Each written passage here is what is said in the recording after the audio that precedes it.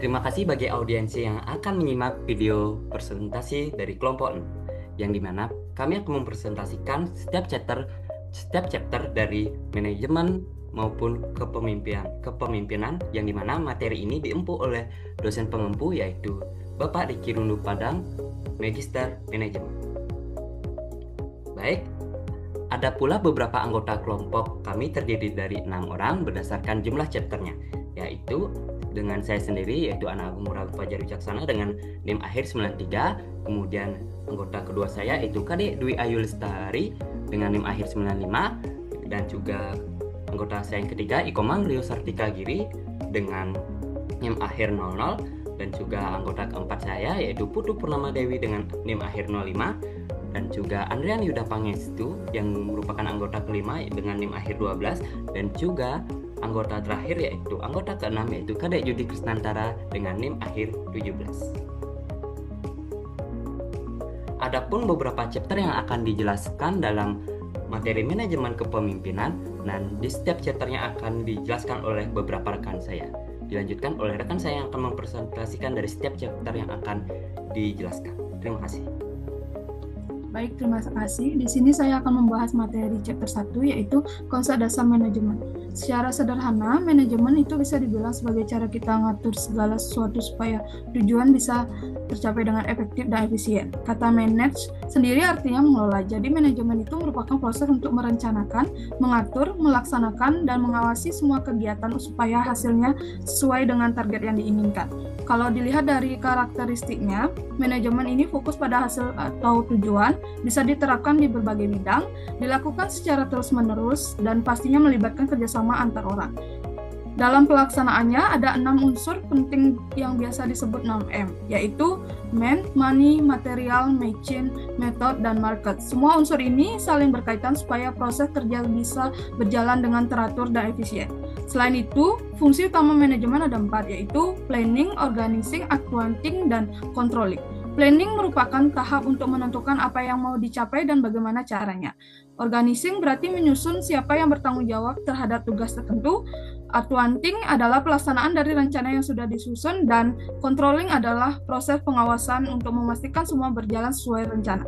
Dalam penerapannya, ada juga 3 tingkatan manajer, yaitu manajer puncak, manajer menengah, dan manajer lini depan. Dan semuanya saling bekerja sama supaya tujuan organisasi tercapai. Sebagai contoh sederhananya itu kayak seseorang mahasiswa yang mempunyai bisnis online shop pakaian. Dia mulai dengan planning, yaitu menentukan target penjualan, lalu organizing dengan mengatur stok dan admin, kemudian accounting dengan menjalankan promosi dan diskon, dan terakhir controlling dengan mengecek hasil penjualan tiap minggu. Dari situ kelihatan bisnisnya bisa berkembang karena manajemennya tertata dengan baik. Selanjutnya akan dilanjutkan oleh rekan saya. Baik, selanjutnya ada pun manajemen dan kepemimpinan perencanaan strategis, di mana perencanaan strategis adalah proses sistematis untuk menentukan arah jangka panjang organisasi agar dapat mencapai keberhasilan yang berkelanjutan. Strategi berfungsi sebagai peta jalan atau roadmap yang mengarahkan tujuan, langkah, dan investasi perusahaan. Strategi terbagi menjadi 3 tingkat. Yang pertama ada corporate strategi untuk mengatur arah keseluruhan organisasi, 2 ada business strategi untuk cara bersaing di pasar tertentu, 3 ada fungsional strategi untuk mengatur aktivitas di bidang spesifik seperti pemasaran atau keuangan.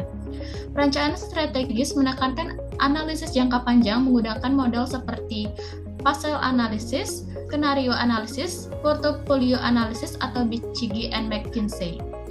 Tujuan akhirnya adalah untuk menjaga potensi keberhasilan masa depan organisasi melalui pemanfaatan sumber daya dan posisi pasar yang optimal. Adapun contoh kasus singkat yaitu di verifikasi produk PT Unilever Indonesia, di mana Unilever melakukan perencanaan strategis jangka panjang dengan menganalisis pasar melalui pastel dan BCG metrik. Hasil analisis menunjukkan meningkatnya kesadaran konsumen terhadap produk ramah lingkungan. Berdasarkan hal itu, Unilever mengembangkan lini produk yang bernama Love Beauty and Planet, yang berfokus pada bahan alami dan kemasan daur ulang. Langkah ini menunjukkan bentuk strategi bisnis yang fungsional, yang mendukung keberlanjutan, memperkuat posisi pasar, dan menjaga potensi keberhasilan jangka panjang perusahaan. Selanjutnya akan dilanjutkan oleh rekan saya. Baik, selanjutnya ada pengorganisasian. Pengorganisasian adalah proses manajemen untuk membagi, mengelompokkan, dan mengkoordinasikan tugas sumber daya, serta tanggung jawab agar tujuan organisasi tercapai secara efektif dan efisien.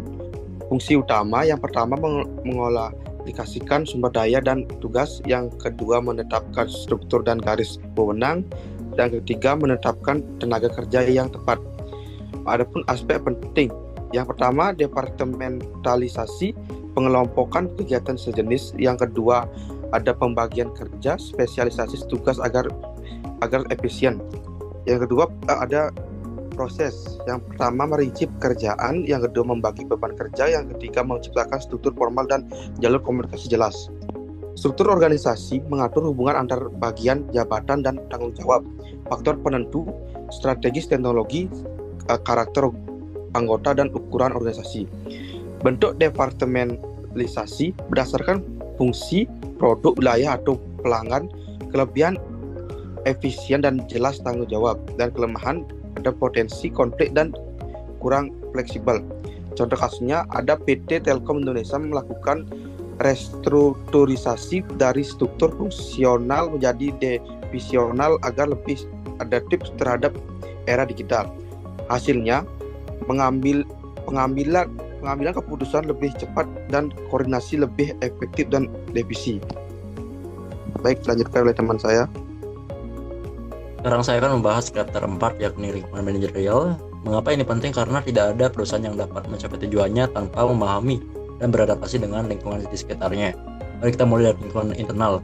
Inilah segala sesuatu yang ada di dalam aspek kendali perusahaan, mulai dari aspek keuangan, SDM, pemasaran, operasional, hingga sistem informasi. Di sini kita mengevaluasi kekuatan yang bisa kita andalkan dan kelemahan yang perlu kita perbaiki. Misalnya, apakah tim kita kompeten, aruskah kita sehat? Ini pertanyaan kunci yang harus kita jawab. Next, kita masuk ke lingkungan eksternal. Lingkungan ini terbagi dua. Pertama, lingkungan industri. Di sini kita menggunakan analisis 5 kekuatan Porter untuk memahami persaingan, daya tawar, pemasok, dan pembeli, ancaman produk pengganti, dan penantang baru. Kedua, lingkungan makro, yakni faktor ekonomi, teknologi, politik, hukum, sosial, dan demografi yang berada di luar kendali kita tetapi sangat mempengaruhi strategi bisnis. Nah, bagaimana kita menyikapi semua faktor ini? Kita perlu melakukan analisis strategis menyeluruh. Kita identifikasi dulu peluang dan ancaman dari luar serta kekuatan dan kelemahan dari dalam. Kita bisa menggunakan alat seperti value chain untuk melihat efisiensi internal, matriks BCG, matriks portfolio bisnis, atau matriks daya tarik industri untuk memprioritaskan investasi. Terakhir, merumuskan strategi. Kita punya 2 pendekatan utama. Pertama, beradaptasi dengan cara buffering, smoothing, forecasting, atau rationing. Kedua, mempengaruhi lingkungan melalui periklanan, hubungan masyarakat, atau kegiatan corporate branding untuk membangun cerita positif. Sebagai penutup, saya ingin menekankan bahwa memahami lingkungan manajerial bukanlah pilihan keharusan. Dengan analisis yang tepat, perusahaan tidak hanya bisa bertahan, tapi juga tumbuh dan unggul dalam persaingan. Sekian, terima kasih. Berikutnya dilanjutkan oleh rekan saya. Baik, selanjutnya yaitu chapter 5, yaitu tentang koordinasi dan tentang manajemen.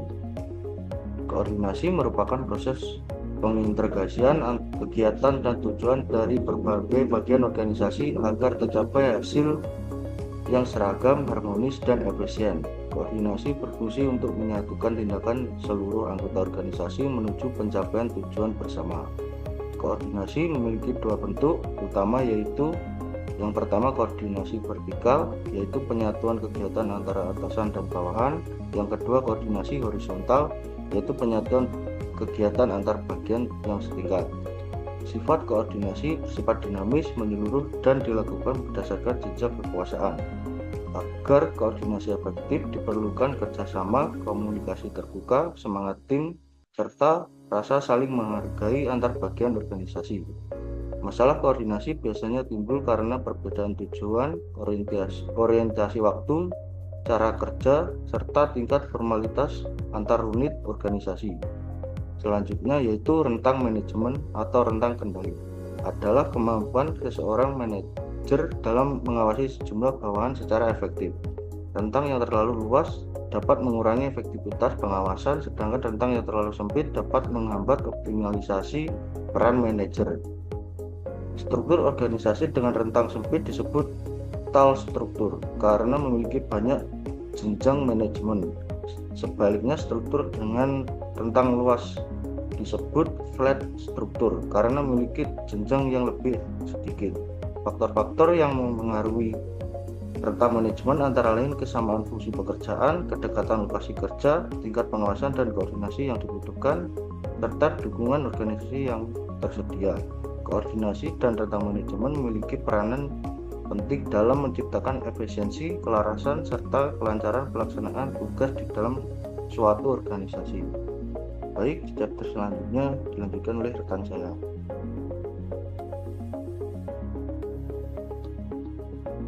Baik, terima kasih kepada rekan saya.